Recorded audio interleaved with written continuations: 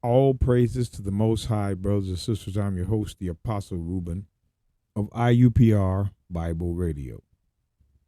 Podcasting once again out of Little Rock, Arkansas, to the true saints of the Most High, Yah, which is God the Son.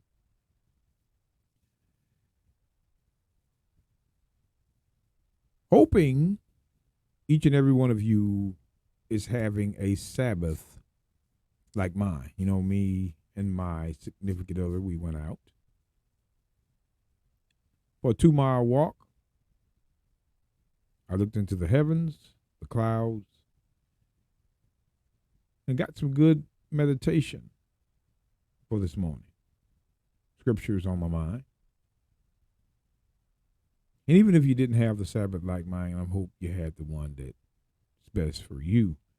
Getting rest, not only in the body, but the rest of the spirit, which is your mind. Now, brothers and sisters,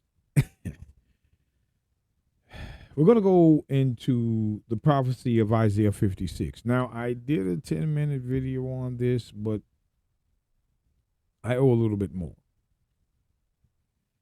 Because these Christians, the few scriptures the Christians come to read in certain chapters and verses of certain books,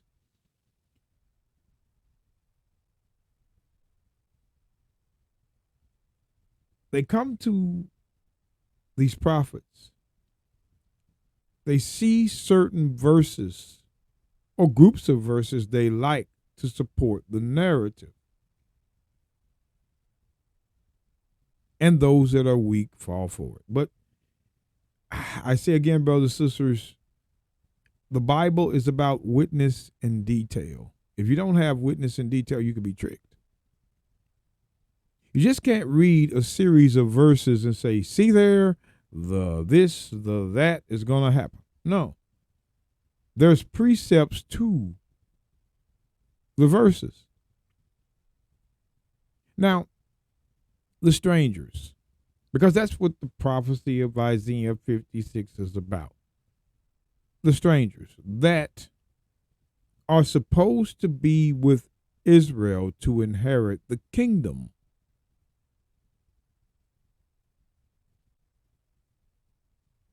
But first,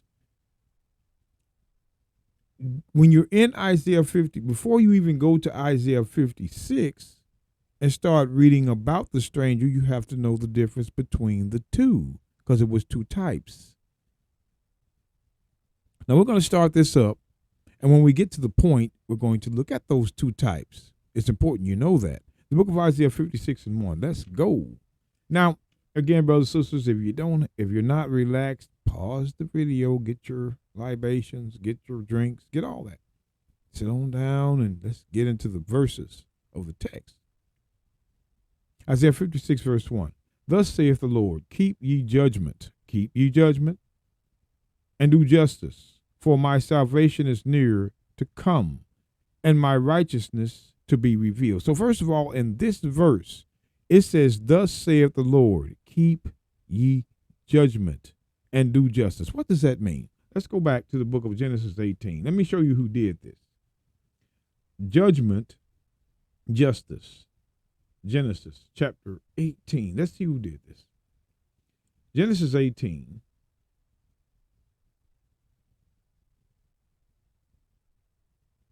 Verse 19. Let's get to the point. This is Abraham here. For I know him, the him is Abraham, that he will command his children and his household after him, and they shall keep the way of the Lord, to do justice and judgment. Abraham was doing the justice and judgment, that the Lord may bring upon Abraham that which he has spoken of him. God didn't just bring the promise to Abraham without justice and judgment. Well, let's wait a minute. Let's get let me get 3 witnesses on this. Let's get Psalms 119. Let me see where I want to go. Verse 100. 119 Psalm, verses 120 and 121. Psalms 119, verse 120, my flesh trembleth for fear of thee, and I am afraid of thy judgments. The judgments are the laws. Watch this. I have done judgment and justice. Leave me not to mine oppressors. See, the judgments mentioned in verse 120, my flesh trembleth for fear of thee, and I am afraid of thy judgments, thy laws. I have done judgment and justice. I have done the judgment of the law and the justice which is in the law. Leave me not to mine oppressors. Because if we didn't keep those judgments and justice, or those judgments and the justice that the law presents, we would be oppressed. Deuteronomy 28. Come on now. Isaiah 58. It's Isaiah 58. Verse 1. I'm going to, and 2. Isaiah 58 and 1. Cry aloud, spare not, lift up thy voice like a trumpet, and show my people their transgression. This is what we do here at IUPR. We're showing you in the Bible the transgression of the people, and that being the cause, there was an effect behind it. We hope you're paying attention. And the house of Jacob their sins. So again, transgressions and sins are the same. This is where John, when you go to 1 John 3 and 4, for sin is transgression of the law, this is how he knew that. He read the book. Transgression and sin mean the same thing. But I want you to pay attention. Yet they seek me daily and delight to know my ways, as a nation that did righteousness and forsook not the ordinance of their God. They ask of me ordinances of justice. They take delight in the approaching to God. See, the laws are justice.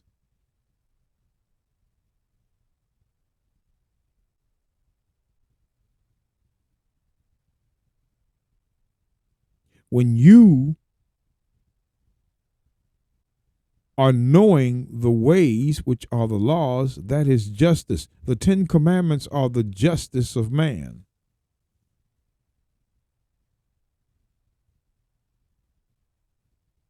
When we go back to Isaiah 56 now, Isaiah 56, verse 1, thus saith the Lord, keep ye judgment, keep ye the law, to do justice, because that's where justice comes from. For my salvation is near to come. So the salvation, if you are keeping judgment to do justice, his salvation is near to come to you, and my righteousness to be revealed. You're going to see. Verse 2, blessed is the man that doeth this. What is the this? The judgment in verse 1. To do justice, because there is no justice without law.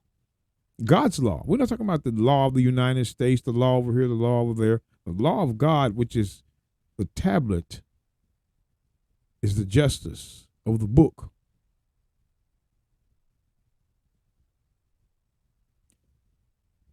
Blessed is the man that doeth this, and the Son of Man that layeth hold on it, that keepeth the Sabbath, that keepeth the Sabbath from polluting it. So again, the judgment and justice comes with keeping Sabbath. That's why Christ said, let me tell you something.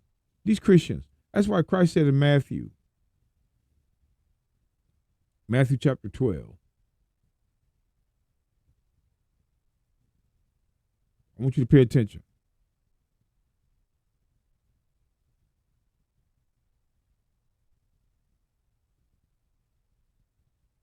Matthew 12 and 10. And behold, there was a man which had his hand withered hand. As a child, we don't know. And they asked him, saying, is it lawful to heal on the Sabbath days? That they might accuse him. Is it lawful to heal? Is it watch this.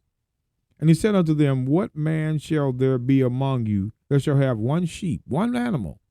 And if it fall into the pit on the Sabbath day, will he not lay hold on it to lift it out? Well, Christ is saying, look, if you drop a sheep in a ditch, are you going to wait till the first day to get it out? It's in the ditch. It could be bitten by a snake. It could be anything could happen.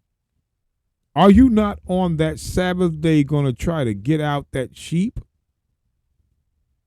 Now, the sheep is beneficial to the priest because it takes a sheep to atone for sins. So Christ is saying, see, Christians, they're not even on the surface. Christ used the sheep because that is what they use to atone for sin. The sheep was like money. That's why Christ mentioned that. And he said unto them, what man shall there be among you that shall have one sheep, and if it fall into a pit on the Sabbath day, will he not lay hold on it and lift it out? Will you not do that? Will you not get that sheep out, your money? Because it takes the sheep to atone for sin.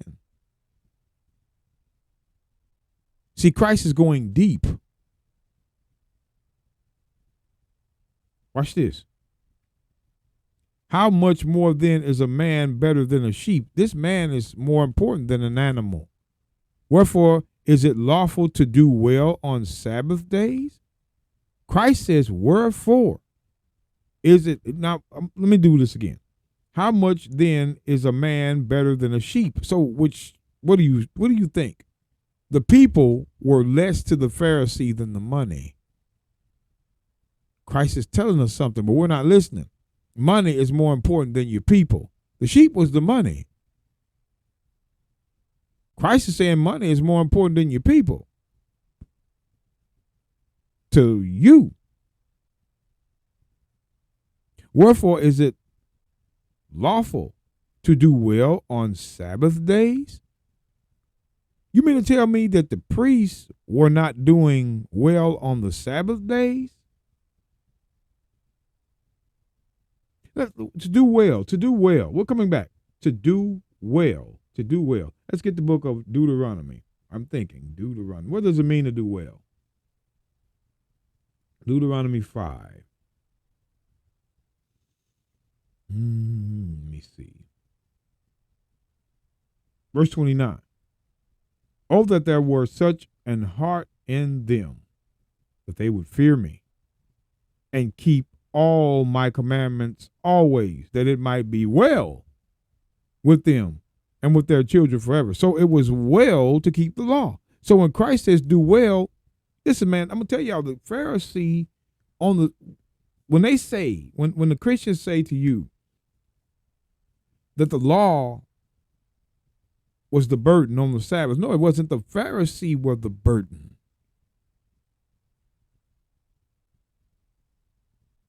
That's who was.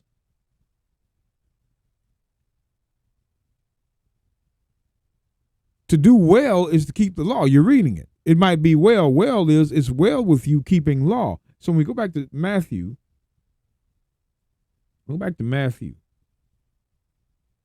watch this, Matthew chapter 12.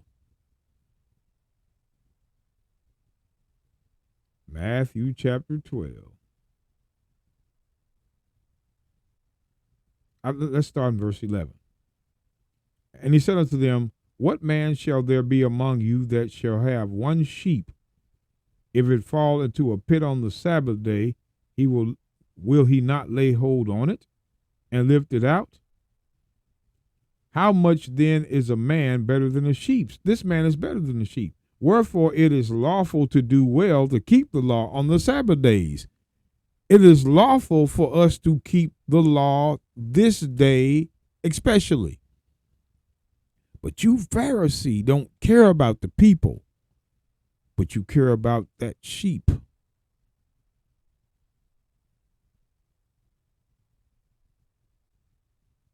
See the thing? So this is when it is lawful to do good on the Sabbath, which the Pharisees were not doing. Christ had to tell them. So when we go back to Isaiah, I'm going to show you something. Isaiah 56. Let's get right into it. Verse 2. Blessed is the man that doeth this, the Son of Man that layeth hold on it, that keepeth the Sabbath from polluting it. Like the Pharisees were. They were polluting the Sabbath. They were doing things against the people on the Sabbath. What does it matter if Christ healed on the Sabbath?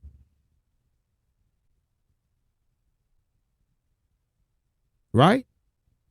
And they'll get the sheep out the ditch. It was even, let's go back. Let's go back again. Let's get the book of Luke. Let me show you. Luke chapter 13. I want you guys to pay attention.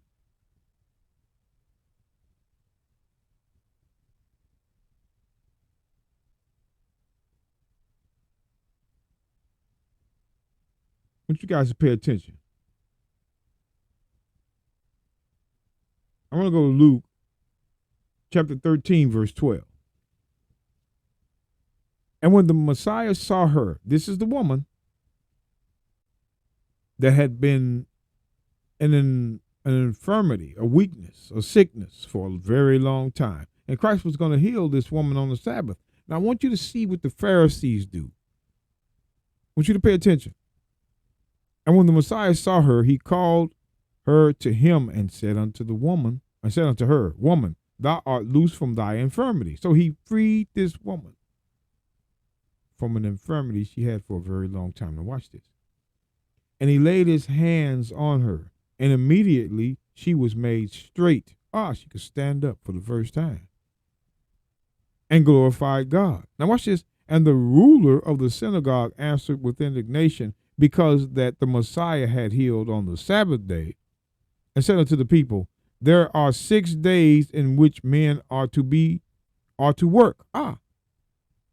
So they knew Christ's work was in healing the people, not just the body, but the mind too.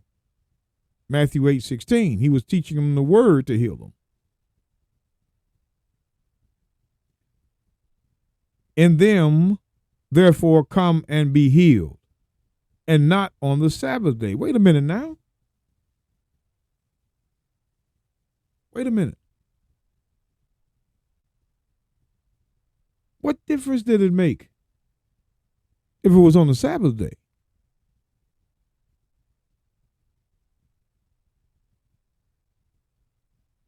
Oh, you have 6 other days to be healed, but today, no. I want you to pay attention. Watch Christ. The Lord then answered him and said, Thou hypocrite, thou sinner. A hypocrite is a sinner. See, Christ, you got to watch this.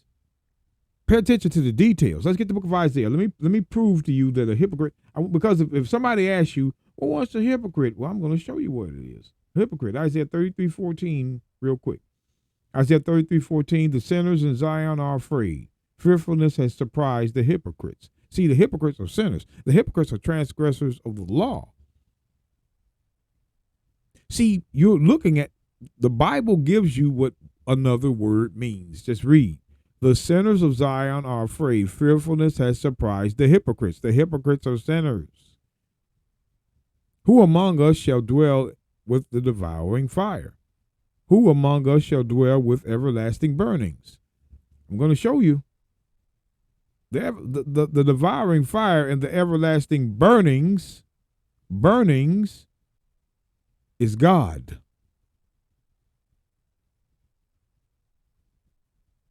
Who's going to walk among God? He that walketh righteously and speaketh uprightly by the law. And he that despiseth the gain of oppressions and shaketh the hand from holding of bribes, he that stoppeth his ear from hearing the hearing of blood, or from hearing of blood, and shutteth his eyes from seeing evil. What you're saying, you got to know what all these words are. There are words in this verse that are defined, like walketh righteously, speaketh uprightly. Righteous and uprightly are by law. You've seen it by now if you've been watching my videos, my classes.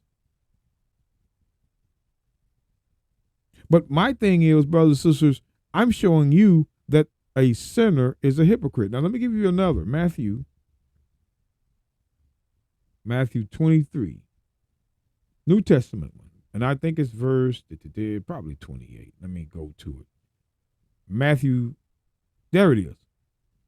Matthew 23:28. Even so ye also outwardly appear righteous. You appear righteous, like you're righteous, in your suit and tie, in your Cadillac, with the pork sandwich and the armrest. You Sunday preachers, I tell you what. Even so ye also outwardly appear righteous unto men, but within ye are full of hypocrisy and iniquity. Iniquity is sin. So a hypocrite is a sinner. And this is what Christ calls this man. This is why, brothers and sisters, these Christians, man, and how they perceive. Let's go back to Luke 13. Luke 13, verse 15. The Lord then answered him and said, Thou hypocrite, you sinner, doth not each one of you on the Sabbath loose his ox or his ass from the stall and lead him away to watering? Oh.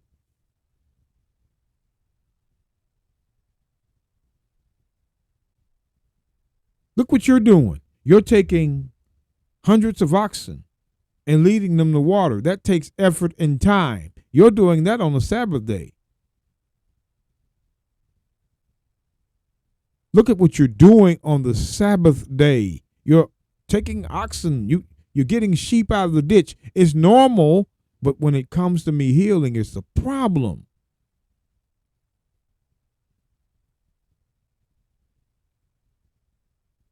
That's why. And ought not this woman, being a daughter of Abraham, whom Satan has bound, lo, these 18 years, be loose from the bond on the Sabbath day? The perfect day to be released from the demon was the Sabbath day.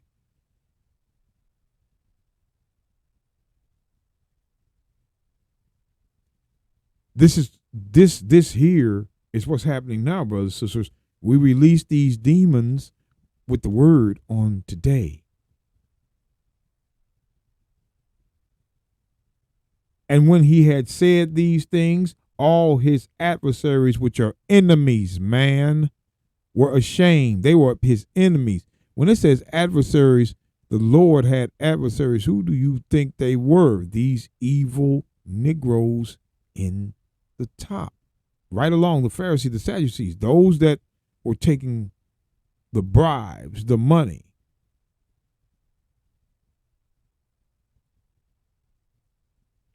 His adversaries were ashamed, and all the people rejoiced. See, the people started to rejoice once they saw the direction Christ was going in, for all the glorious things that were done by him. See, he was doing things, and the people saw it. He saw the evil taking place on the Sabbath. That's why, again, when I go to Luke 16, verse 14, and the Pharisees also, who were covetous, see, sinners. Covetous is the 10th commandment. The Pharisees also, who were covetous, heard all these things, and they derided him. The him is Christ. They made fun of Christ because Christ didn't want the money. They did. The sheep falling into the ditch, you're going to get it out because that you got it. That's the sheep. Those are the sheep that the people who sacrificed for atonement of sins, they brought all that to the priest. The priest had all that. They were rich. They were not rich in just dollars like you see today. They were rich in farmland, rich in animal resources, frankincense, corn, wine. They were rich in those natural resources. Rich. That's what they wanted. But in order to have those riches, guess what? The people have to remain in sin. In their infirmities, suffer. Christ dealt with a lot, brothers and sisters, when it came to the hand of the Pharisees, Sadducees, and scribes that you would never know. It's realism. So when we go back to Isaiah, 56.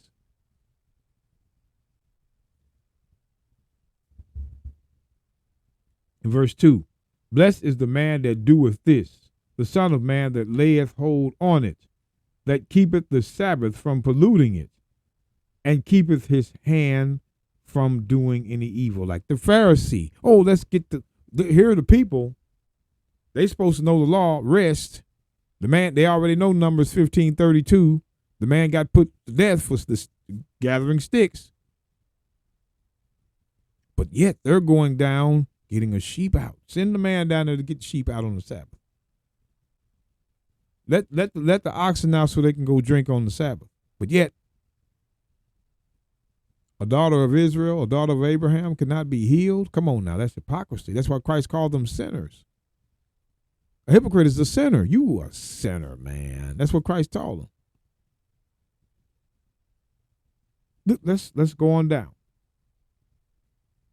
Verse 3. Neither let the son of the stranger that joined himself to the Lord speak, saying, the Lord hath utterly separated me from his people. Neither let the eunuchs say, behold, I am a dry tree. So now we're going into it now. The son of the stranger that has joined himself unto the Lord. Now, here's what we're going to do.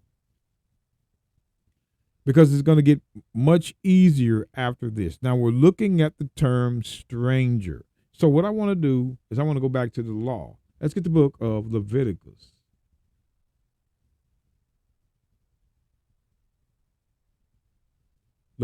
Because it all goes to the Sabbath day, brothers and sisters. But let's go back to the book of Leviticus chapter 25. Leviticus 25. We're going to start at verse 35. Now, before I take this verse off the screen, the focus is stranger. Stranger. That's what we're looking for.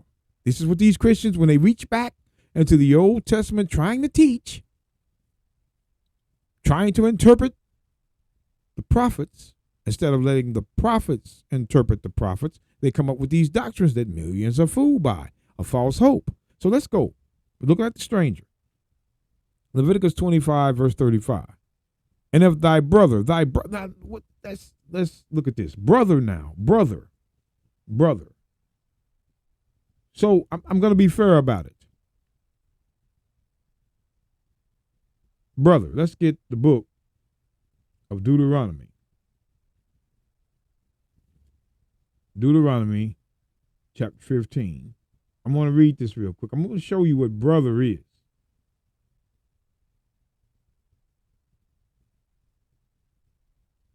Deuteronomy 15, verse 11. For the poor shall never cease out of the land. There's going to always be poor. Therefore I command thee, saying, thou shalt open thy hand wide unto thy brother, and to the poor, and to the needy in thy land. And if thy brother, an Hebrew man or an Hebrew woman, so those are your brothers and sisters here, Hebrew man and Hebrew woman, be sold unto thee, sold, and serve thee 6 years. And in the 7th year thou shalt let him go free from thee. That's the release. That's like if you're in debt. Today you get, 7 years. If you're going to go through, when you get that 7 years of like bankruptcy,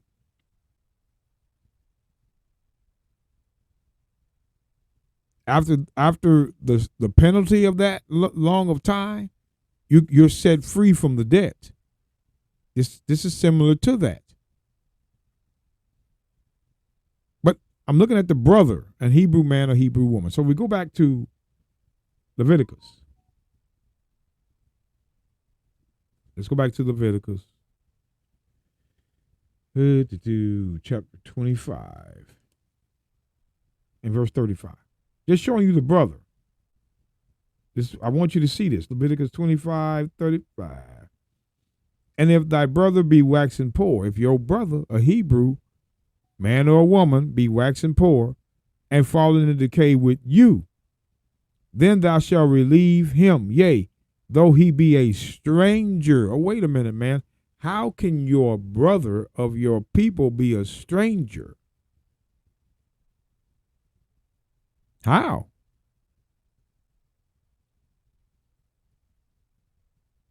According to this, Israelites were also strangers.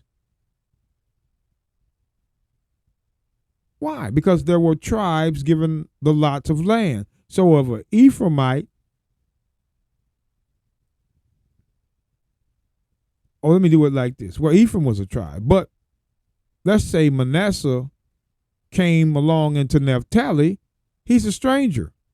Even though he's the brother by promise of one man, Jacob, he's still a stranger among that tribe. That's why it says, though he be a stranger or a sojourner from another land, that he may live with thee. So if you have a brother that is a stranger to you,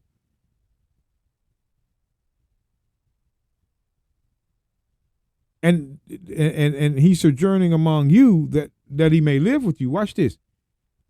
Take thou no usury, which is extra, from him, or increase, but fear thy God, for thy brother may live with thee. Watch this. Thou shalt not give him thy money upon usury, nor lend him thy victuals for increase. You ain't gonna do him wrong. God has given the rules to, if your brother, which is from another tribe, which is a stranger to you, not to use him, not to overcharge him or make trouble for him. But let's go look at this here. I want to read this. Verse 47.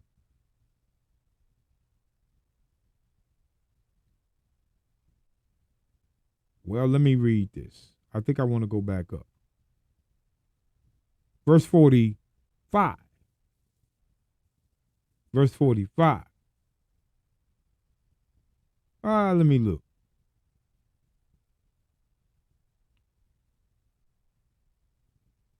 Okay. Let me look at this. All right. Leviticus 25:44. This is where I want to start. Both thy bondmen and thy bondmaids which thou have shall be of the heathen. Now the heathen are those that are not your brethren. The heathen could be Edom, Hamites,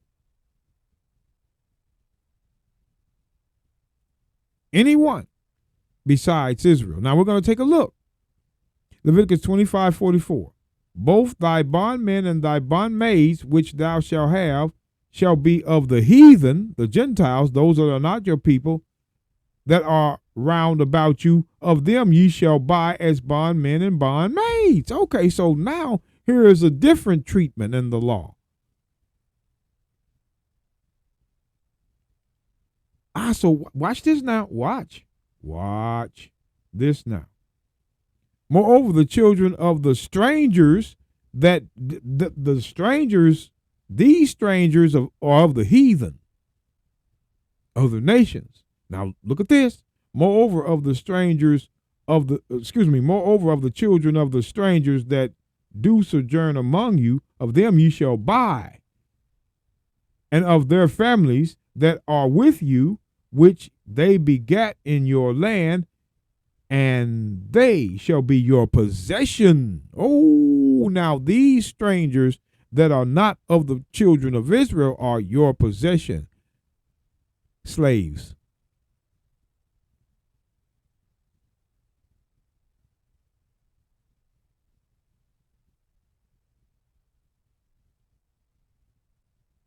Slaves.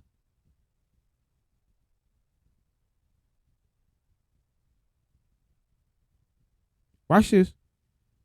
And ye shall take them as an inheritance for your children after you. Wow. To inherit them for a possession, like we were to the Caucasian. Like we were to the Caucasian. This is why the Christians, they struggle with this now. They struggle because God is not. He's telling the children of Israel, those of the heathen are your slaves. Whoa, God promotes slavery? Slavery is in the law. If Israel has those of the heathen, they're to be the possession. But to your own brother, which is a stranger, no, you have to treat him right. And after 7 years, release him. It was 2 different treatments to 2 different strangers. And ye shall take them as an inheritance for your children after you, to inherit them for a possession. They shall be your bondmen forever. But over your brethren, which was also a stranger of the children of Israel, ye shall not rule over him. Excuse me. Let me get it right. Ye shall not rule one over another with rigor. That's with hard bondage. You're not to rule over your brethren, which also was the stranger with rigor, but this stranger from the heathen, you're to possess him, and he's your slave, which is a bondman forever. Your children will have slaves forever, after and after and after and after. It never ends. This is the law of the book, and this is what the heathen was supposed to be to Israel according to the law. Let me read this again, because I butchered it the first time. And you shall take them as an inheritance for your children after you, to inherit them for a possession. They shall be your bondmen forever, but over your brethren, the children of Israel. Ye shall not rule one over another with rigor. Look at this. Pay attention. And if a sojourner or a stranger wax rich by thee, thy brother that dwelleth by him wax poor, and sell himself to the stranger or sojourner by thee, or to the stock of the stranger's family, watch this, after that he is sold, he may be redeemed, which is bought back again. One of his brethren may redeem him. So if you do have someone that is out to a stranger, he can be redeemed by his brethren from that owner of slaves. If he sold himself for that, if he needed it, which is basically service. Like today, we get up and go to work to live a life under a oppression.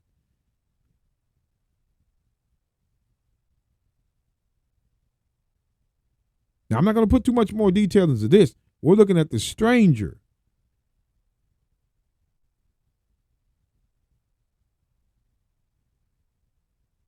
Two different types.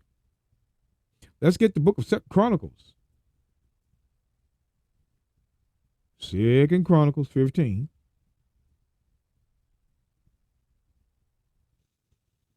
Let's go into this. 2 Chronicles 15.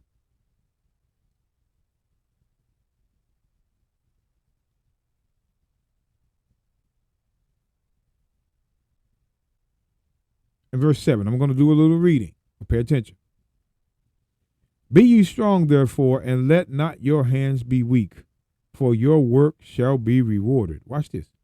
And when Asa heard these words and the prophecy of Oded, the prophet, he took courage and put away the abominable idols out of the land of Judah and Benjamin. So he started to clear away idolatry.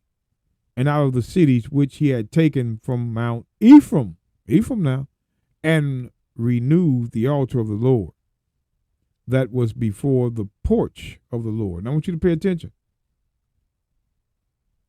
And he gathered all of Judah and Benjamin, and the strangers with Judah and Benjamin out of Ephraim and Manasseh. So Ephraim and Manasseh were the strangers with Judah and Benjamin. We keep telling you, brothers and sisters, strangers, there are two types. And the strangers that were with them out of Ephraim and Manasseh, out of Simeon. So Ephraim, Manasseh, and Simeon were strangers among their brethren. We keep telling you, every tribe had an allotment of land. I may see my people, but he's a stranger to me. I don't know him. For they fell to him out of Israel in abundance. Strangers, you see, they fell to him. This is during that time.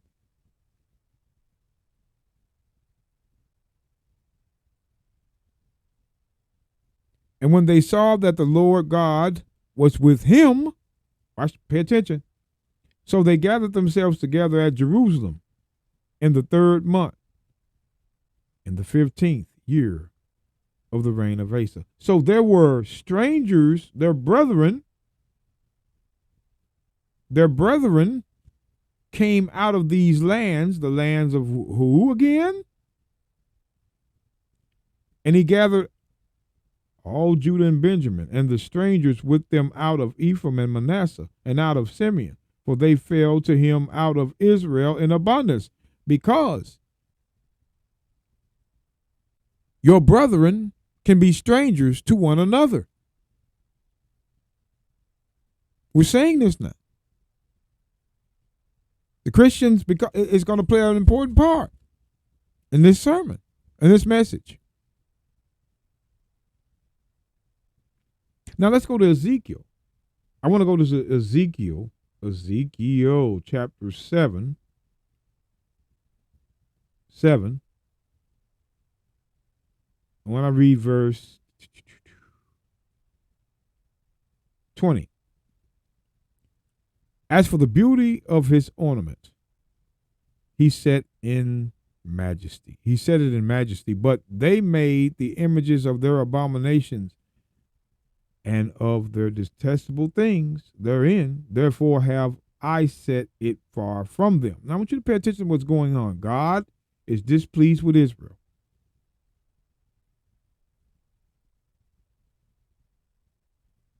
But they were doing the abominations, which were sins, the detestable things in the land. So watch this. He's going to say this in verse 21.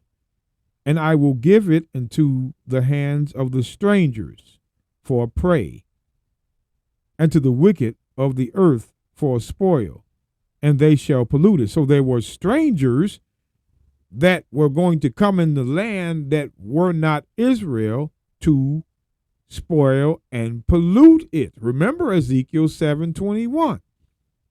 We're going to come back here.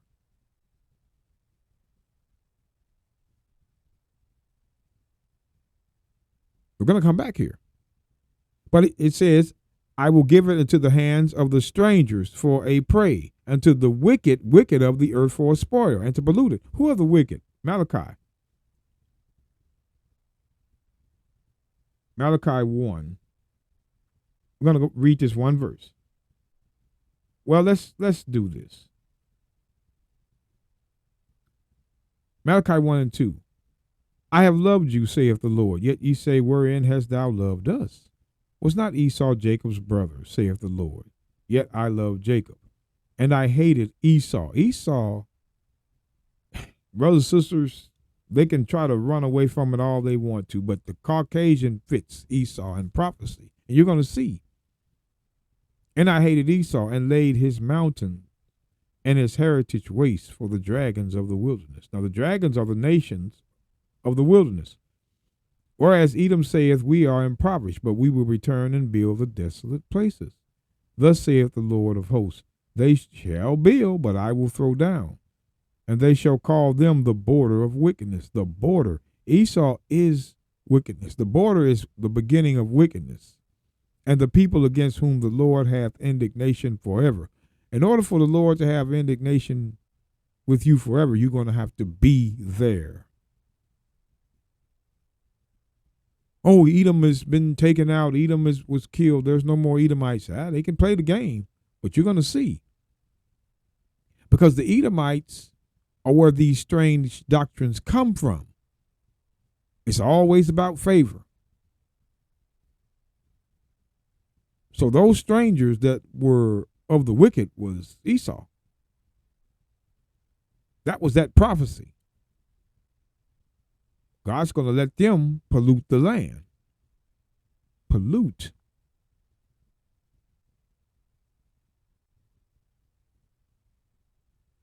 Now watch this. Let's go back to Isaiah 56.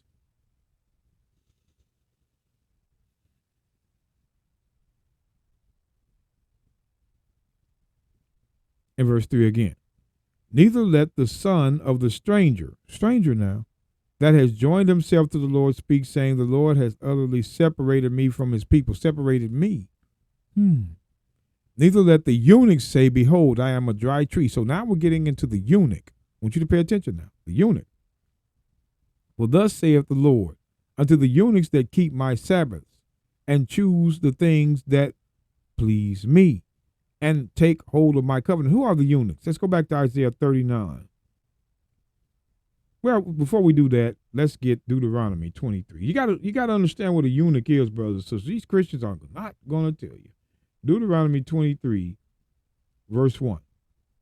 He that is wounded in the stones, or hath his privy member cut off, shall not enter into the congregation of the Lord. Now I want you to pay attention now.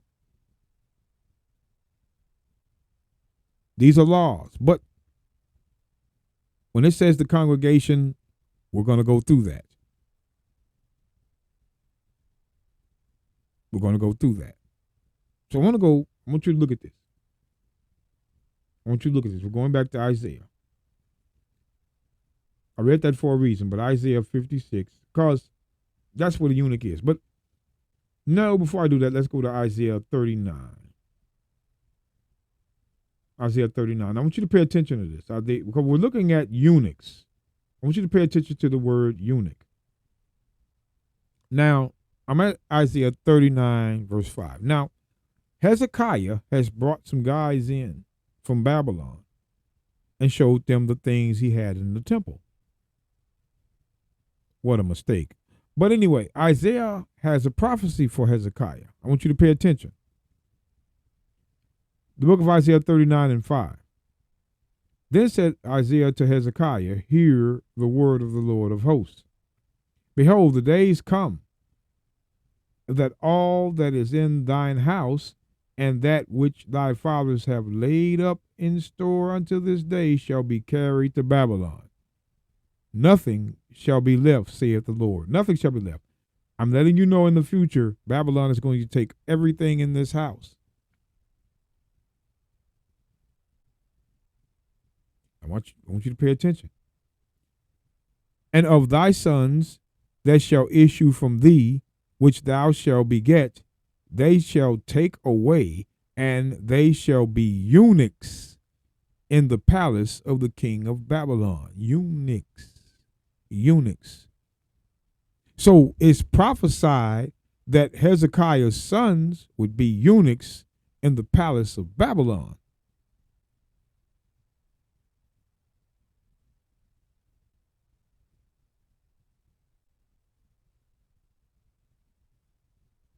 But this is a prophecy to Hezekiah. But I'm going to go to Jeremiah. Now, let me see if I need to read one more verse.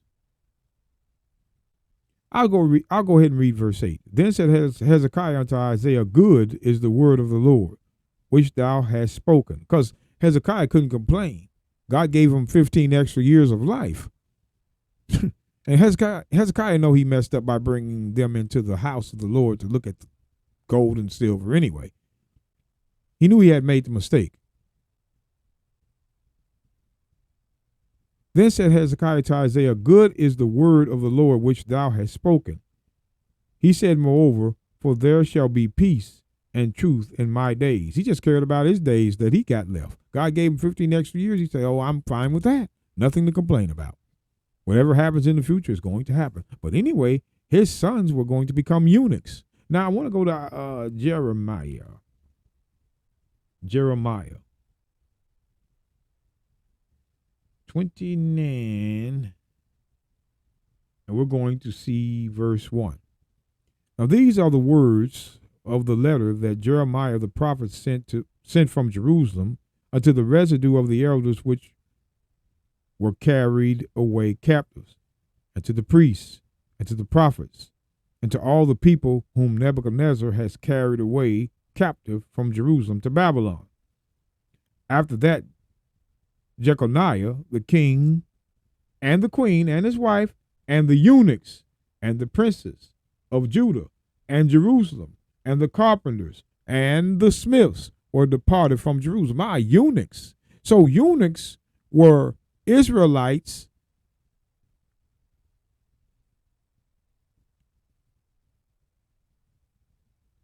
that had damage to private parts, or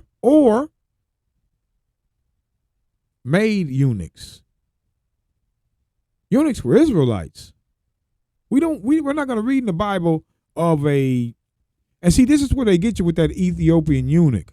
This is where they get you with that. They make you think, oh, well, there was an Ethiopian eunuch. Oh, but you got to go back and look and read it, like I hope to do today.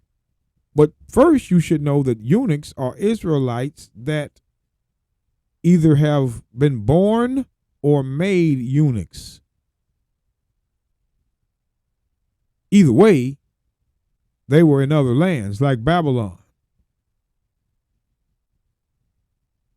and other lands like Greece and Rome, just to name a few. But Christ said in Matthew 19, I want you to pay attention. Verse 12. For there are some eunuchs which are born from their mother's womb, so damaged.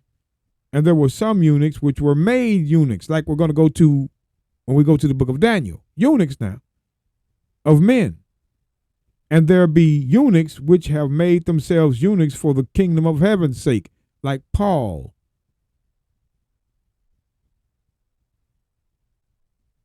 He that is able to receive it, let him receive it. So we're looking at what eunuchs are. They're Israelites that are either born with their privy parts messed up, made by man, which is cut off, or they just choose to be eunuchs in the spirit. Are not really worried about relationships. They're eunuchs for the kingdom. All they do is teach, addicted to the ministry. Either way, the eunuchs are Israelites, and there is no verse. We're going to go to, hopefully I can stop by Acts 8, but you can't go past the history. The eunuchs are the Israelites scattered among the heathen.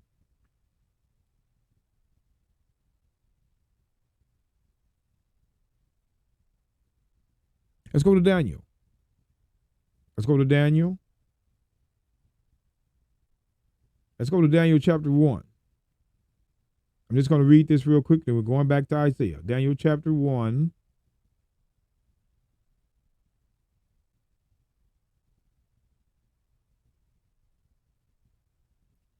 What do I want?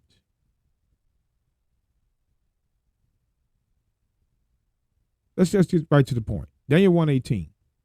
Now at the end of the days of the king had said that he should bring them in. Now, I want you to pay attention. I'm going to read this over. Now at the end of the days that the king had said he should bring them in. the prince, then the prince of the eunuchs, so the prince of the eunuchs brought them in before Nebuchadnezzar. So these eunuchs were the sons of Hezekiah. The prophecy was given in Isaiah 39, verse 7. It's being fulfilled right now. Daniel himself was a eunuch, and he was made one. The privy parts of Daniel, Meshach, Shadrach, and Abednego were mutilated. And the reason why we know this is because they're in the kingdom. They're in the upper echelon of life. They're around the king's guards. They're with the king. These are not regular Jews that are out there building, like it says in Jeremiah 29, 5 down. We're talking about in the upper echelon of society. That's what Daniel was. He was actually second in command. Meshach, Shadrach, and Abednego, they were doing the work from the kingdom high up in the hierarchy. That's where they placed the eunuchs, there. Because if you're in the kingdom, you cannot be spreading seed among them in the nations. It was law just about to every nation that took a nation captive.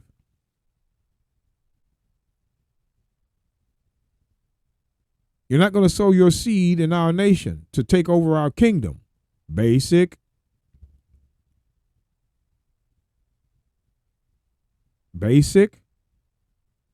So see, verse 19, and the king communed with them, and among them all was found none like Daniel, Hananiah, Mishael, and Azariah.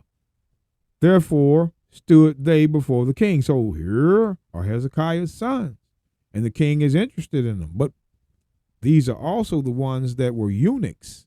They were castrated, mutilated, and then they could do the king's business. Because they're not going to spread seed through his kingdom up high. No, that's the tactic of the enemy.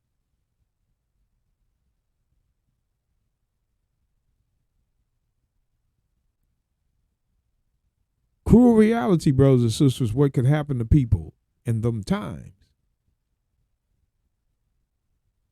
So the eunuchs, when we go back to Isaiah, verse 56,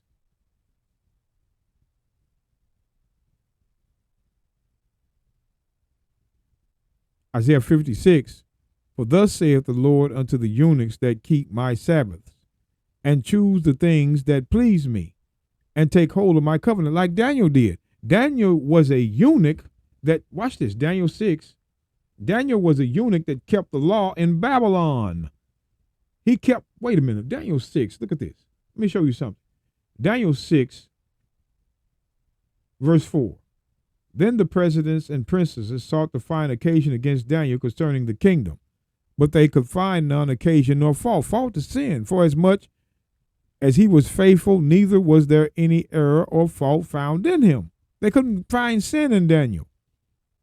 Then said these men, we shall not find any occasion against this Daniel, except we find it against him concerning the law of his God. Because Daniel was a law-keeping eunuch in another nation.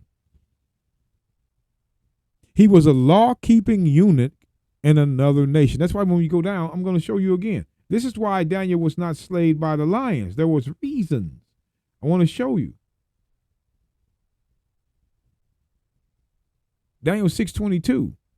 My God has sent his angel and has shut the lions' mouths, that they have not hurt me, for as much as before him innocency was found in me. And also before thee, O king, have I done no hurt. I haven't done anything. Innocency. What does it mean to be innocent? Let's go back to Job. I'm going to show y'all what it means to be innocent, because the Christians aren't going to show you. Job 33. Let me see if I still remember. Verse 8. Surely thou hast spoken in mine hearing, and I have heard the voice of thy words, saying, I am clean without transgression. I am innocent. That's what it means to be innocent, to be without transgression. Neither is there iniquity in me. To be innocent was to be without transgression. I'm just showing y'all that's what it meant. Now, when you want to go to the context and say, oh, well, what is that really talking about? No, no, no. That's what the Christians will do. What I'm showing you is that to be innocent is to be without sin. That is the only way you're innocent. It's when you have no sin. And Daniel had no sin. In order for him to do that, he had to be keeping the law in another land. And what law could he keep besides the temple? The 10 Commandments. Come on now. So Daniel was a law-keeping eunuch. So when we go back, it's not estranged in Isaiah chapter 56 when it says, for thus saith the Lord unto the eunuchs, which Daniel was, and any other Israelite that was mutilated or born or a prophet. That's who the eunuchs were, Israelites. Not all that. You got to realize, you got to know what something is by proof.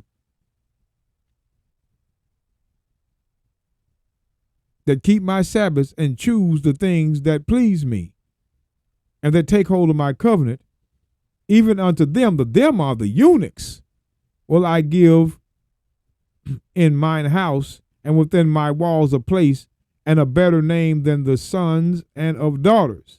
Than of sons and of daughters, and I will give them an everlasting name that shall not be cut off. So he's telling the eunuchs, these men that are scattered abroad, that if you lay hold of my covenant, unto them, not to anybody, not to all the nations, not to the strangers, unto the eunuchs, I will give in mine house and within my walls a place and a name better than the sons, or better than of sons and of daughters. And I will give them an everlasting name. That's eternal life. That shall not be cut off. That shall never end. This is what he's going to give the eunuchs.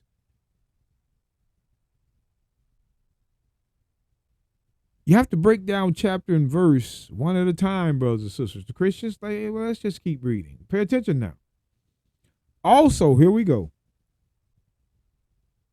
Also, the sons of the stranger that join themselves to the Lord, to serve him, to love him, to love the name of the Lord, to be his servants. Everyone that keepeth the Sabbath from polluting it with sin. See what are you reading here? And taketh hold of my covenant. Which covenant? The only covenant that has the Sabbath is the 10 Commandments. It didn't say covenants, it says covenant. The covenant with the Sabbath is the 10. Like Daniel was keeping. There was no temple. Daniel, listen, when the temple was destroyed, you could not atone for your sins, and that is how you got forgiveness, by atoning with blood. But when you in another land, you can't do that law. So obviously Daniel wasn't keeping 613. Come on now. We keep playing this game. Christians keep playing it. Also the sons of the stranger that join themselves to the Lord, to serve him, to love the name of the Lord, to be his servants, everyone that keepeth the Sabbath from polluting it. No sin on the Sabbath. And taketh hold of my covenant. Watch this. Yes, yes, yes. Even them will I bring to my holy mountain, and make them joyful in my house of prayer. Their sin offerings and their sacrifices shall be accepted from upon my altar. For mine house shall be called an house of prayer for all people. See that? For all people. All people. Now. I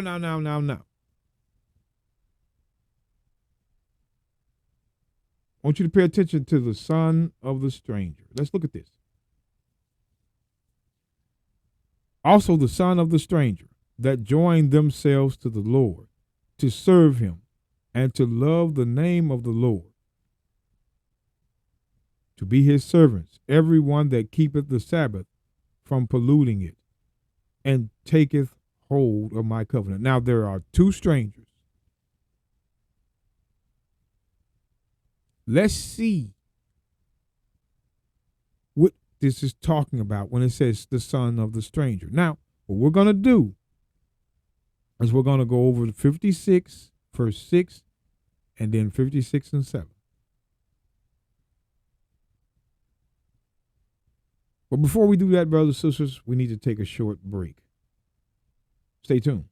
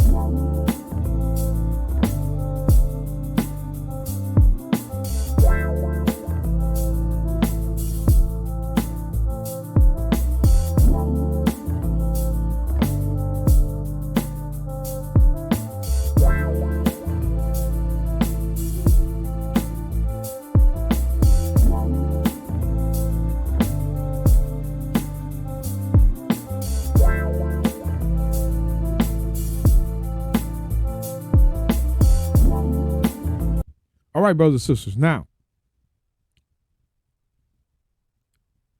also the sons of the stranger. Now, let's go back to Isaiah. Now, we're looking at the stranger now, Isaiah. Chapter 14.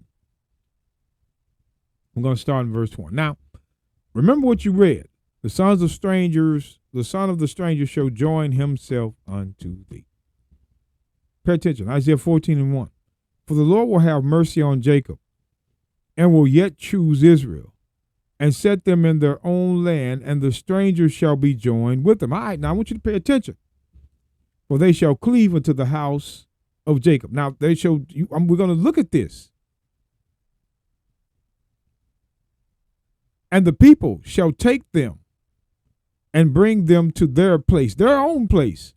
And the house of Israel shall possess them in the land of the Lord for servants and handmaids. And they shall take them captives, whose captives they were, and they shall rule over their oppressors. Where do we see this at? This is a prophecy. This has not happened.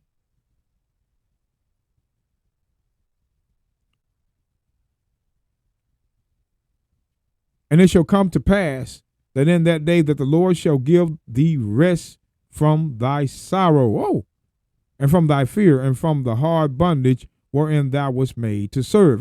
So it's going to be flipped. But I want you to pay attention to this. Verse 2, let's go back. And the people shall take them and bring them to their place, and the house of Israel shall possess them in the land of the Lord for servants and handmaids. And they shall take them captives, who captives they were, and they shall rule over their oppressors. Where do we see that law at? Let's go back to Leviticus. See what I mean, brothers and sisters? Leviticus 25, verse 45.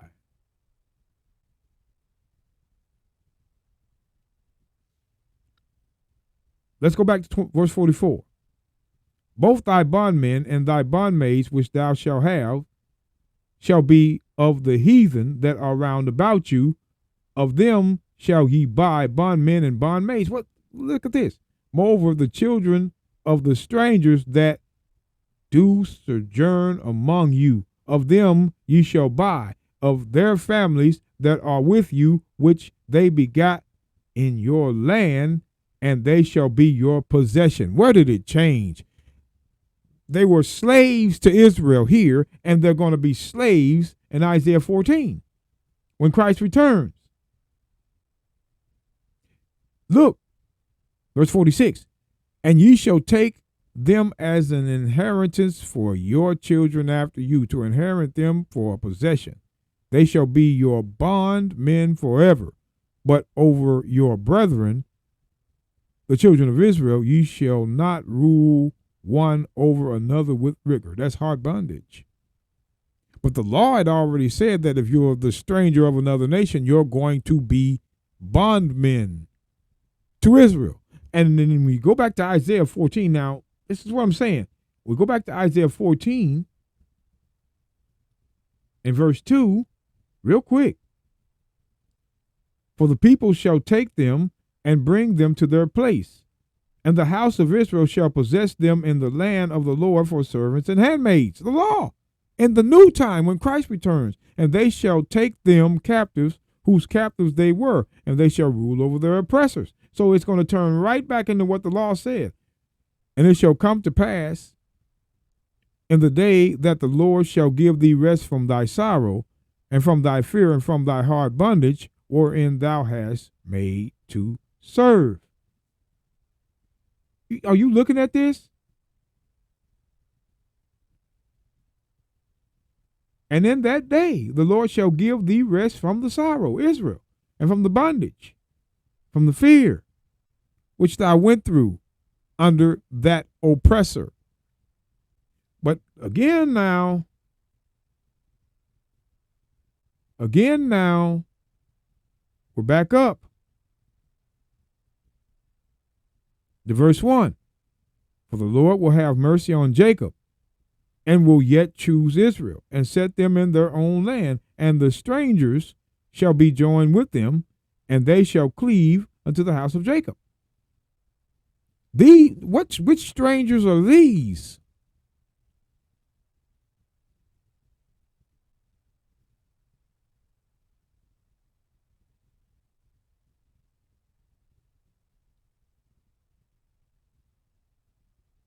Hold on, Isaiah, let's go back.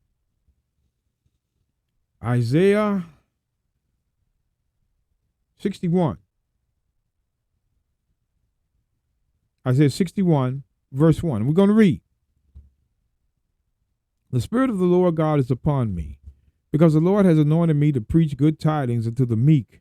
He has sent me to bind up the brokenhearted. Now, this is the gospel. To proclaim liberty to the captives, and the opening of the prison to them that are bound. To proclaim the acceptable year of the Lord, and the day of vengeance of our God, to comfort all that mourn. I want you to pay attention to what's being read. This is the gospel chapter. To appoint unto them that mourn in Zion, to give unto them beauty for ashes, the oil of joy for mourning, the garment of praise for the spirit of heaviness, that they might be called trees of righteousness in the planting of the Lord, that they might be glorified. So the glory is going to Israel. And they shall build up the old waste. They shall raise up the former desolations, and they shall repair the waste cities. It's talking about Jerusalem now. The desolations of many generations.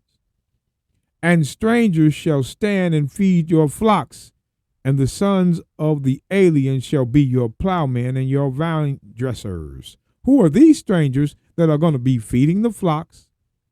The sons of the aliens that are going to be plowmen and vine dressers. Again, servitude, slavery.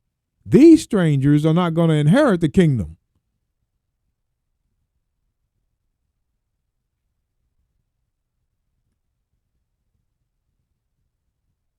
The Bible can't say two things at once. It can't.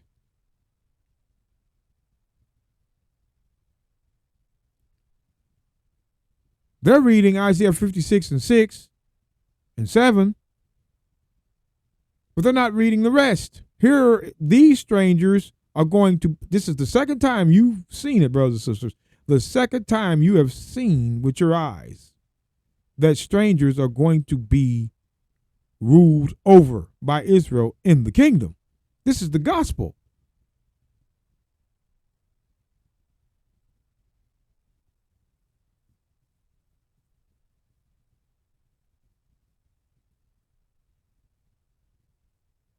Isaiah 60. Let's go backwards. Isaiah 60 and verse 9.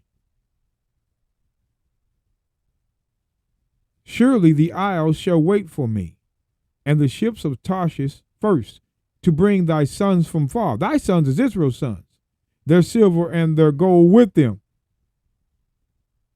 unto the name of the Lord thy God, and to the Holy One of Israel, because he has glorified thee. Pay attention now. And the sons of strangers shall build up thy walls. The third time you've seen servitude. Strangers now. Strangers shall build up thy walls, and their kings shall minister unto thee, work for you. For in my wrath I have smote thee, but in my favor I have had mercy on thee. Talking about Jacob. Therefore thy gates shall be open continually. They shall not be shut day nor night. Same thing as in Revelation, man. Come on now, Revelation 21. We're not going to play with you Christians. That men may bring unto thee the forces, which is the resources of the Gentiles, everybody else, and that their kings may be brought in chains. Third verse, you saw here. Third verse, and the sons of strangers shall build up thy walls. So, I don't understand. The Bible can't go both ways on this. There's a set of strangers that are going to be joined with God, and there's a set of strangers that are going to be in servitude and in slavery. That makes sense to me.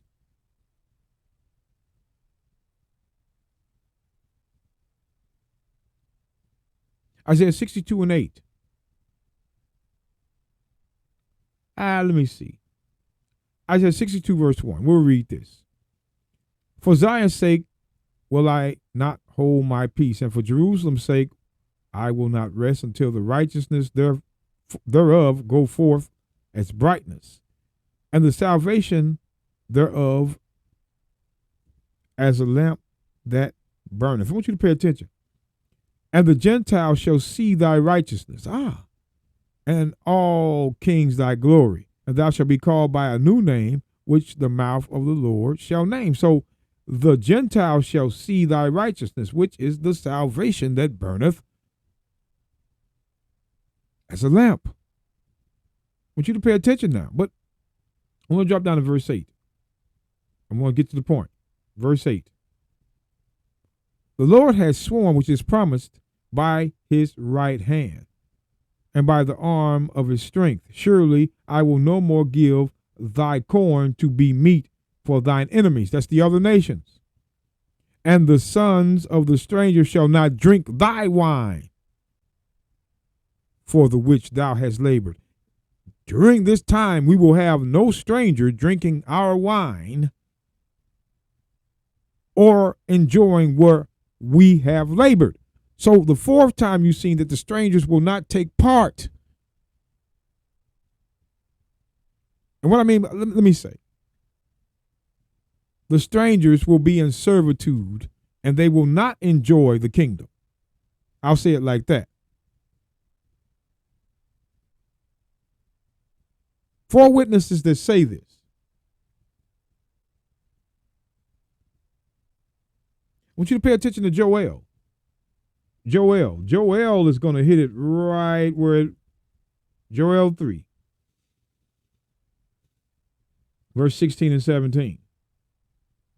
The Lord also shall roar out of Zion, and utter his voice from Jerusalem, and the heavens and the earth shall shake.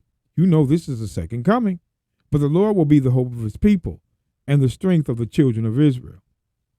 So shall ye know that I am the Lord your God, not all nations' God, dwelling in Zion, my holy mountain.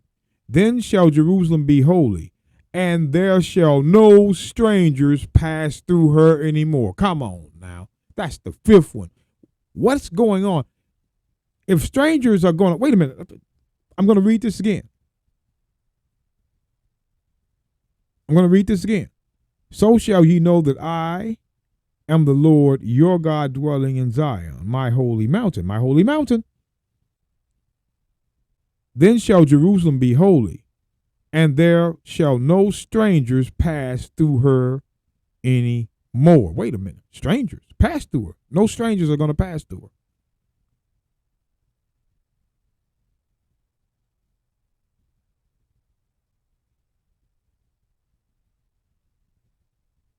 Do you see this?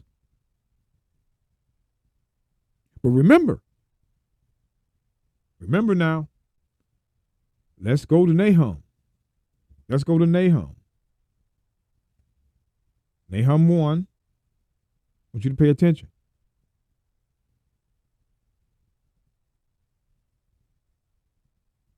Nahum 1:15.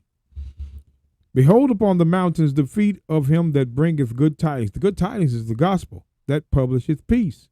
O Judah, keep thy solemn feast, perform thy vows.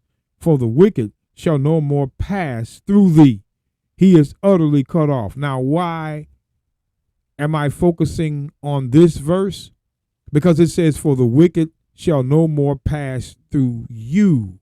He is utterly cut off. Who are those wicked? Who are the wicked that were in the land? Who are the wicked? Got to think. For the wicked shall no more pass through thee. He is utterly cut off. Who was that wicked? Let's go right back. Remember, I told you we was going to come right back to Ezekiel chapter 7. Chapter 7 and verse 21. When God says, and I will give it into the hands of the strangers for a prey, and to the wicked of the earth for a spoil, and they shall pollute it. But in Joel 3, that ends. Who's polluting the land now? Who is that wicked that's polluting the land? Well, this is a prophecy here, but who is that wicked? Back to Malachi. See, it's easy, brothers and sisters, to look at this. People can get mad all they want to, but Malachi 1 and verse 3.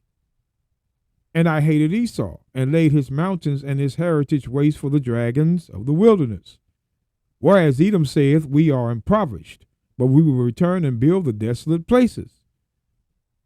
Thus saith the Lord of hosts, they shall build, but I will throw down, and they shall call them the border of wickedness. See, the wickedness come from Edom, because they're the wicked, and the people against whom the Lord hath indignation forever. So according to these verses, brothers and sisters, about strangers, doesn't look like it's good for them. Joel 3:17, for the stranger shall no more pass through thee. Isaiah 60 and 10, strangers shall build up thy walls. Isaiah 61 verse 5, strangers shall be thy vine dressers. Work, servitude. Isaiah 14 verse 1, 2, and 3, strangers are going to be captives. But when we go back to Isaiah 56, go back to Isaiah 56, verse 6, also the sons of the stranger that join themselves to the Lord. Now, how is this interpreted by Christians as all nations when we just saw five? They say strangers are going to be in servitude in the kingdom. Now remember, there's two different types of strangers. There are the Israelites scattered, and I'm going to show you. Pay attention. And there are the other nations, both strangers.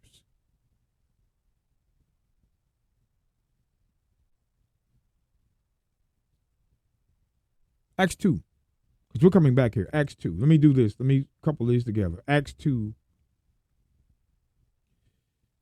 In verse 5. Got to get to this real quick. And there were dwelling at Jerusalem Jews, devout men out of every nation under heaven. So there were dwelling at Jerusalem at the Pentecost Jews out of every nation. Now, when we go down to see what these Jews were called, watch this. And how hear we every man in our own tongue? Our own tongue is language from those nations wherein we were born. Parthians, these Jews were Parthians. Medes, Elamites, dwellers of Mesopotamia, Judea, Cappadocia. I'm just getting to the point. In Pontus and in Asia. Phrygia, Pamphylia, in Egypt, and in the parts of Libya about Cyrene, and strangers of Rome. Wait a minute, strangers of Rome. These Jews were strangers of Rome. Jews and proselytes. When it says strangers of Rome, the Jews were, that's why it says strangers of Rome, Jews. These Jews were strangers of Rome.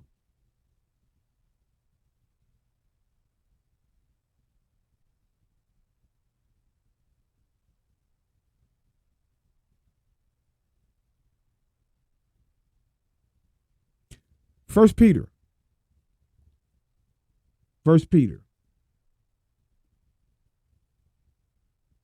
1, verse 1.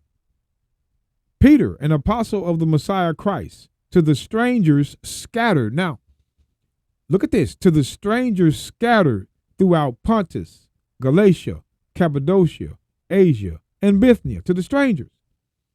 The elect according to the foreknowledge of God. Wait a minute. So these strangers that are scattered are the elect according to the foreknowledge. The foreknowledge is the Old Testament.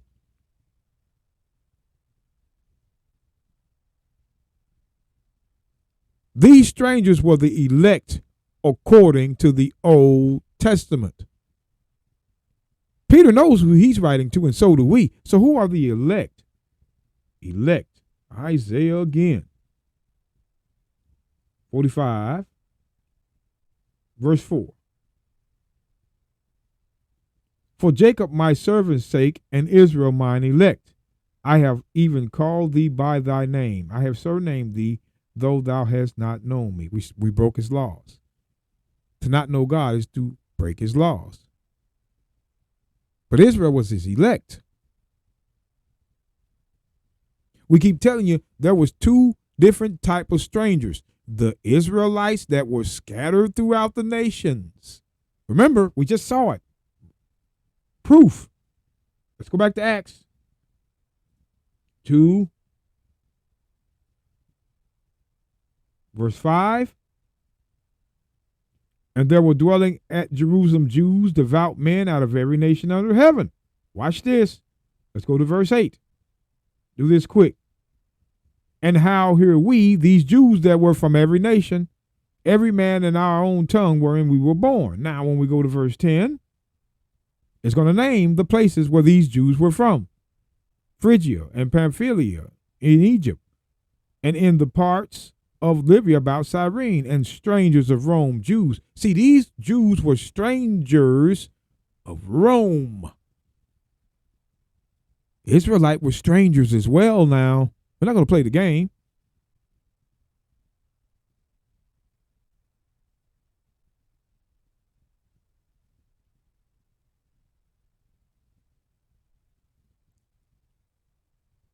These Christians.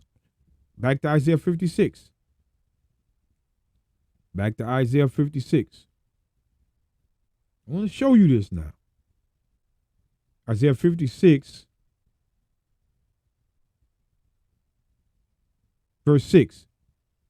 Also the sons of the stranger that joined themselves to the Lord, to serve him, and to love the name of the Lord, to be his servants, everyone that keepeth the Sabbath from polluting it, and taketh hold to my covenant. I want you to look at this now. Even them will I bring to my holy mountain. But wait now. Hold on. Let me go ahead and read the whole verse. Even them will I bring to my holy mountain, and make them joyful in my house of prayer. Their burnt offering and their sacrifices shall be accepted upon my altar. For mine house shall be called an house of prayer for all people. See that? But I want you to listen. Look at this now. He says, even them will I bring to my holy mountain. Pay attention. Let's go back to Joel. Joel. 3, verse 17. Why is Isaiah and Joel saying two different things? Joel 3:17. And ye shall know that I am the Lord your God dwelling in Zion, my holy mountain. Then shall Jerusalem be holy, and there shall no strangers pass through her anymore. Joel is saying no strangers will be in his holy mountain. In that day, no strangers will be in his holy mountain in that day. The only one. For the Lord, listen, the Lord also shall roar out of Zion and utter his voice from Jerusalem, and the heavens and the earth shall shake. That's the second coming. But the Lord will be the hope of his people and the strength of the children of Israel. Here we go. And you shall know that I am the Lord your God dwelling in Zion, my holy mountain. Then shall Jerusalem be holy at this time, and there shall no strangers pass through her anymore. That's totally different than what Isaiah is saying. What's going on? You got to understand there were two types of strangers. One was the other nations. The other one was the scattered Israel among the nations. Now, let's go back to Isaiah. Let's go back to Isaiah 56. We're going to go to verse 7. Again. Even them will I bring to my holy mountain. Now, these strangers now. And make them joyful in my house of prayer. But I want to focus on the top. Even them. These are the sons of the stranger that are keeping his laws, not polluting his Sabbath, taking hold of his covenants. Even them will I bring to my holy mountain. You know, I have two more precepts for this verse. The top. Them shall I bring to my holy mountain. Let me show you something. Let's go to the book of Isaiah 65. Isaiah 65. Now I want to read verse 17. And then we're going to drop on down. I want you to pay attention. Isaiah 65, verse 17. For behold, I create new heavens and a new earth. Here we go. And the former shall not be remembered nor come to mind. But be ye glad and rejoice forever in that which I create. For behold, I create Jerusalem a rejoicing and her people a joy. Now I'm not going to read it all. I want to show you this. I want to drop down. So this is the new heavens and the new earth. I want you to pay attention. Verse 22. They shall not build and another inhabit. Look at this. They shall not plant and another eat. For as the days of a tree are the days of my people, which is Israel. The days of a tree is long life. We're going to have long life. And mine elect, which is Israel, Isaiah 45 and 4, shall long enjoy the work of their hands. Watch this now. They shall not labor in vain, nor bring forth for trouble. For they are the seed of the Lord, the seed of the blessed of the Lord, and their offspring, their children with them. Now I want you to pay attention now. Look at this. And it shall come to pass that before they call, I will answer. And while they are yet speaking, I will hear. Watch this. The wolf and the lamb shall feed together, and the lion shall eat straw like the bullock. The dust shall be the serpent's meat. They shall not hurt nor destroy in all my holy mountain, saith the Lord. Wait a minute now. Wait a minute now. In his holy mountain. But when we go back up to verse 23,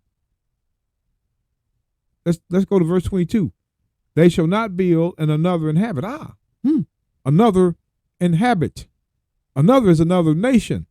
They shall not plant and another nation eat. For as the days of a tree are the days of my people, and mine elect shall enjoy the work of their hands.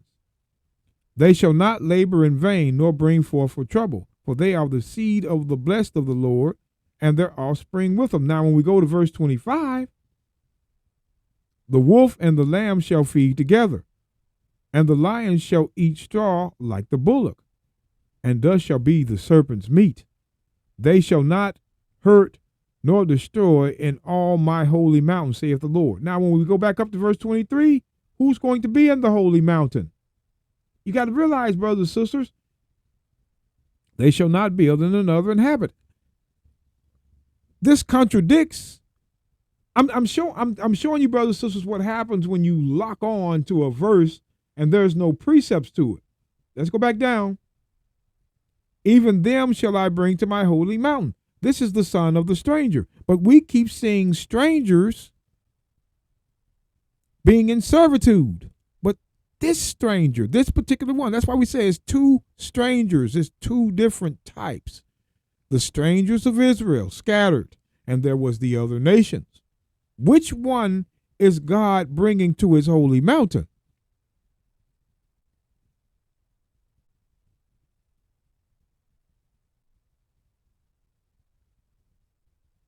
And we just read proof. I'm showing you guys proof they don't have. Isaiah 65. Verse 17, for behold, I create a new heaven and a new earth, and the former shall not be remembered nor come to mind. Now, this is the new heaven and the new earth. And then you go down to verse 22, they shall not build and another inhabit. That means in the new heavens and the new earth, other nations will not inhabit, nor plant, nor be with Israel on the holy mountain, as it says in verse 25. What's going on?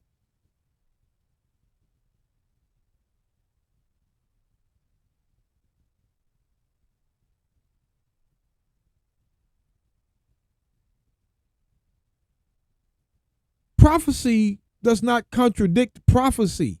It's when the Christians interpret strangers as all nations that gives them a false hope, because that's their narrative, the false hope. That's why when you look at Isaiah 66, let's go to the second one. I want you to pay attention. Isaiah 60, here's a prophecy, another one. Isaiah 66, verse 18. For I know their works, and their thoughts, and it shall come to pass, I will gather all nations and tongues, and they shall come and see my glory. Now, all nations and tongues are going to be gathered. And I will set a sign among them. The them are the nations.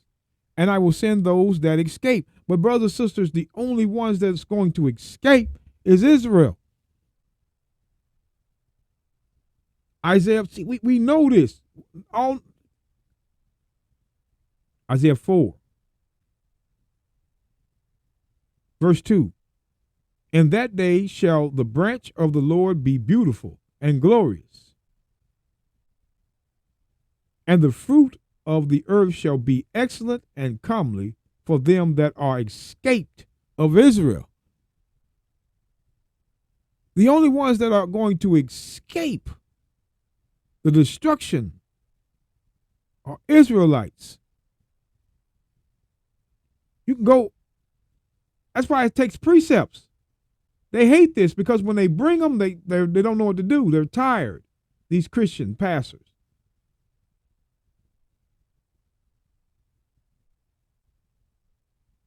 I want you to pay attention. Isaiah 10 and 20. And it shall come to pass that in that day, the day of the Lord, that the remnant of Israel, such as are escaped of the house of Jacob, shall no more stay upon him that smote him, but shall stay upon the Lord, the Holy One of Israel, in truth. Come on now.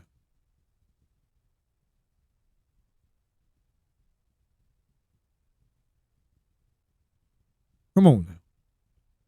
The only ones that, so when you look at escape, when you go back to Isaiah 66, it's already telling you. They have no verse, I guarantee you, they have no verse that says all nations are going to escape. It's not going to happen. So look at this. Verse 19.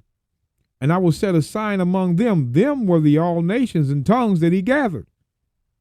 See, this is why we tell you, Revelation 7 and 9 to Revelation 7:14, these Christians, come on now.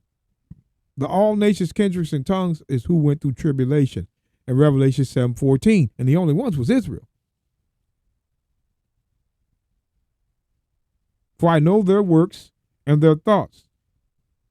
And it shall come to pass that I will gather all nations and tongues, and they shall come and see my glory. And I will set a sign among them, the all nations, and I will send those that are escaped unto the nations, those that are escaped Israelites to the nations, to Tarshish, to Pool, to Lud, that draw the bow to Jubal and Javan, to the isles afar off, that have not heard, that have not heard my fame, neither have seen my glory. And those that escape shall declare my glory among the nations, the Gentiles. Watch this. When we go to the Gentiles, what's going to happen? And they shall bring all your brethren for an offering unto the Lord out of all nations upon horses and in chariots and in litters and upon mules and upon swift beasts to my holy mountain Jerusalem, saith the Lord. Wait a minute.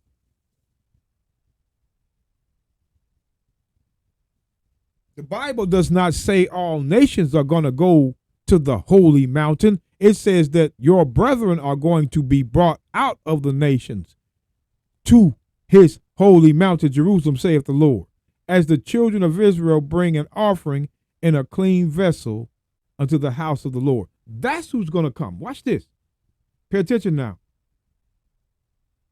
And I will also take of them for priests and for Levites, saith the Lord. Come on now. The Bible already prophesies that these nations are going to bring your brethren out of them, and they're going to be brought to the holy mountain.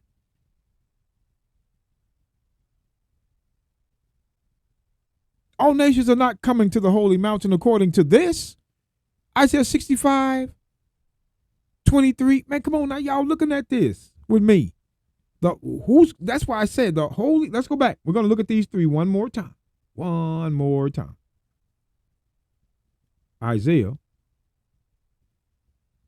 56 and verse 7.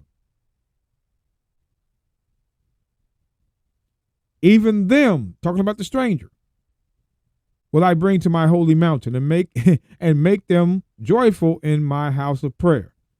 Their burnt offerings and their sacrifice shall be accepted from mine upon my altar, for mine house shall be called a house of prayer for all people. Even them, also the sons of the stranger. Even them will I bring to my holy mountain. Let's go. My holy mountain. Isaiah 65, verse 23. They shall not labor in vain, nor bring forth for trouble, for they are the seed of the blessed of the Lord, and their offspring with them. Who? Verse 22. They shall not build and another inhabit. Another nation won't inhabit what they build. They shall not plant and another eat, will not eat what they plant. For as the days of a tree are the days of my people. The days of a tree are long. Trees live a long time. This is what Christ is saying. Eternal life are the days of my people, and mine elect shall enjoy the work of their hands. Mine elect, not all nations are going to enjoy it. Elect. They shall not labor in vain, nor bring forth for trouble, for they are the seed of the blessed of the Lord, and their offspring with them. Here it is. And it shall come to pass that before they call, I will answer, and while they are speaking, I will hear. The wolf and the lamb shall feed together, and the lion shall eat straw like the bullock, and the dust shall be the serpent's meat. They shall not hurt nor destroy in all my holy mountain, says the Lord. The people that's going to be in this holy mountain were Israelites, according to the prophecy of the new heavens and the new earth. Other nations won't be in the holy mountain of the Lord. Isaiah 66 again, verse 18. Pay attention. Prophecies now. Christians don't want to quote. For I know their works and their thoughts, and it shall come to pass I will gather all nations and tongues, and they shall come and see my glory. And I will set a sign among them, and I will send those that escape. The only ones that's going to escape is Israel.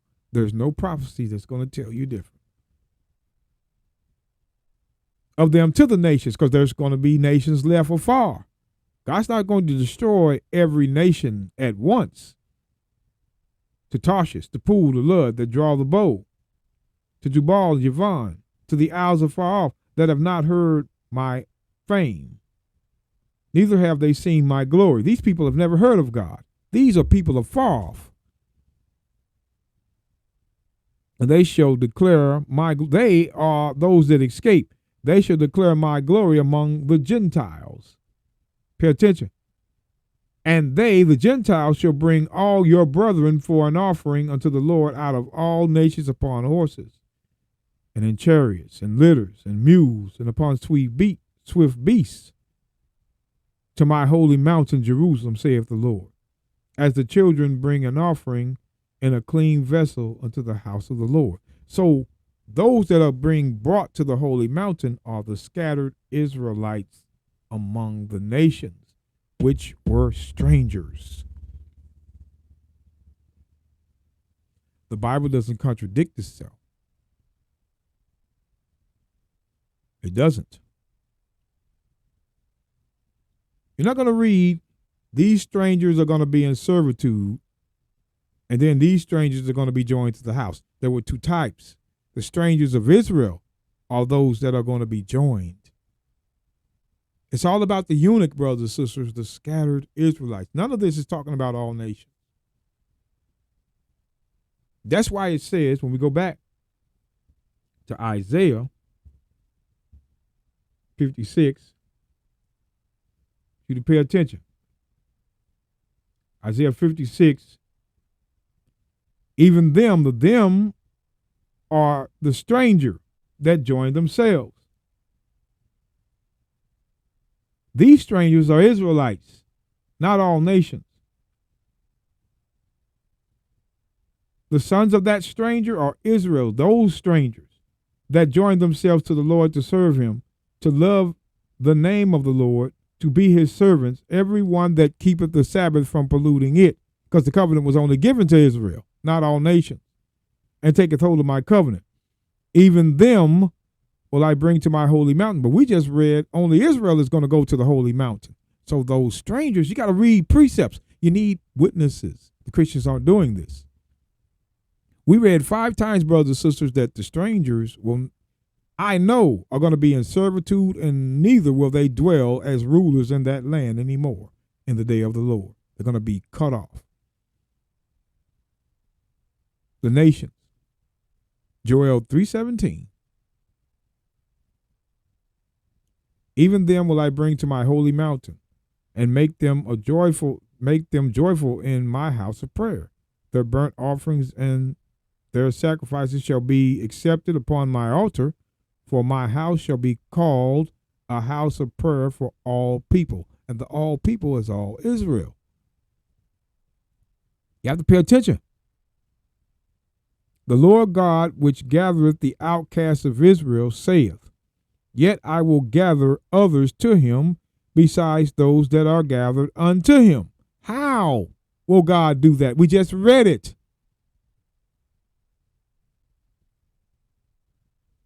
When you go to Isaiah 66, back to verse 18. Back to verse 18. For I know their works and their thoughts. It shall come that I will gather all nations and tongues, and they shall come and see my glory. And I will set a sign among them, the them of the all nations, and I will send those that escape. Who's going to escape? Israel. Of them to the nations, which means there are more nations that were not taken by God. To Tarshish, to Pool, to Lud, that draw the bow, to Jubal, Yavon, the isles afar off, that have not heard of my fame, neither have seen my glory. And they are those that escape, shall declare my glory among those nations afar off, that have never heard of the fame. And what are they going to do? And they shall bring all your brethren for an offering to the Lord out of all nations. That is how he's going to gather. He's already told you. He's already told you that I will gather all nations and tongues, and they shall come and see my glory. And this is the first gathering.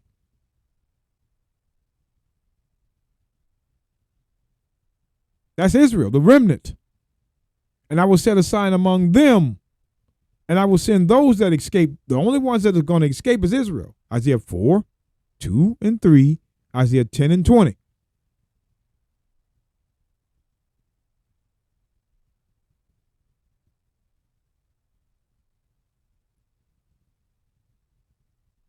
They're going to declare his glory among the Gentiles. And what they're going to do, and they shall bring the Gentiles shall bring all your brethren for an offering to the Lord out of all nations upon horses. That is the gathering others to him. He's going to send us out to gather our brethren that are far among the nations. That's who's going to be gathered unto Israel, the others beside him.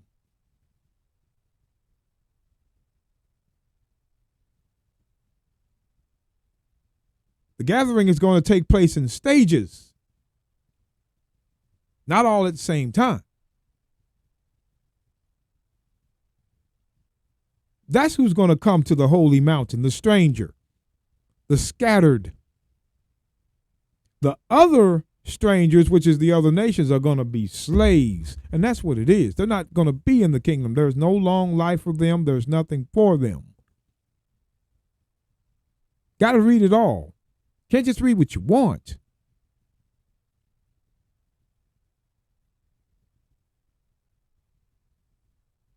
Can't just read what you want.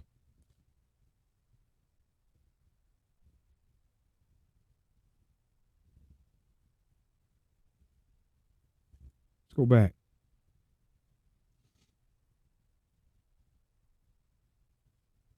The Lord God, which gathereth the outcast of Israel, saith, Yet I will gather others to him, besides those that are gathered to him. Who was the others that were gathered? God gathered the remnant of Israel first, and then they went among the nations to get the rest of the brethren. That is the others that were gathered unto him. Wasn't gathering all nations to come to Israel to enjoy the kingdom. No, they make that sound like that. That's a lie. The others is the rest of them. That's why it says in Isaiah 49. Let's see. Because we're getting down to the wire, brothers and sisters. Isaiah 49.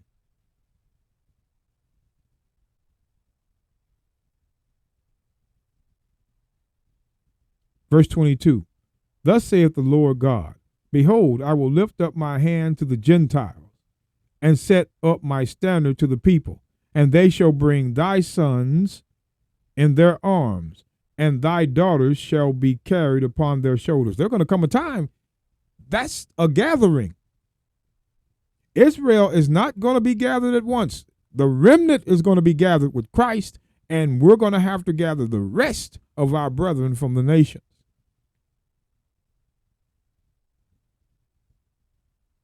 It's not talking about no other nation coming to enjoy the kingdom with us. It's not.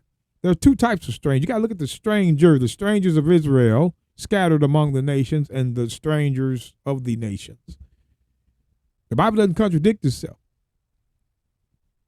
You can't have one verse saying the strangers are going to be in servitude, building walls, vine dressers, planters, and then strangers enjoying the kingdom. No, two types.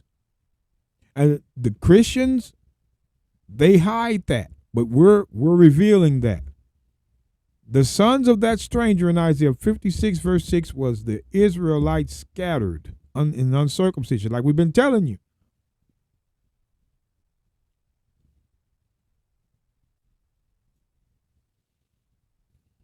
All praises to the Most High, brothers and sisters. I'm your host, the Apostle Reuben from IUPR Bible Radio. Remember, brothers and sisters, these Christians have a false hope. Christianity is a false hope, false narrative, man. Well, they want to try to present all nations being saved because they know that one has to be damned in order for another to be saved. So they play this game, all of us are going to be saved. That's not what the Bible says. Let's look at now. I want to go back to Luke. Now, I know I'm on this screen, but I'm about to get off. The book of Luke, chapter 1, verse 68. Blessed be the Lord God of Israel, for he has visited and redeemed his people, and hath raised up a horn of salvation for us, his people, and the house of his servant David. Horn of salvation now. Luke 1, the preachers are going to skip it all the time. As he spake by the mouth of his holy prophets, which has been since the world began, that we should be saved from our enemies and from the hand of all that hate us. And what is that? To perform the mercy promised to our fathers, to remember his holy covenant. God made a covenant that we would be saved from our enemies. The enemies are the Gentiles. The enemies of Israel are the Gentiles. We should be saved. There was never any prophecy of all being saved.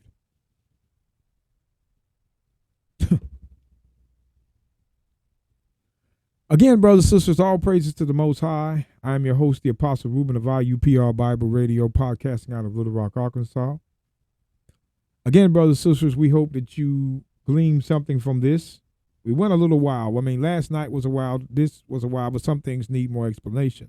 But we're going to give it to you, brothers and sisters, right by dividing the word. We're not going to hide verses from you like they've been doing for centuries here. Trying to keep Babylon the Great great by keeping the real children of Israel in the dark. 2 Timothy 2 verse 5, if a man also strive for masteries, yet he is not crowned except he strive lawfully. IUPR Bible Radio teaches all scripture from Old to New Testament. We realize that the scriptures may offend a lot of people, but we must teach all things, adding nor taking away nothing, like we did in this podcast episode. Two types of strangers, brothers and sisters. Got to know which one the Bible's talking about, because the strangers of Israel are going to be joined back to Christ, but not the strangers of the nations.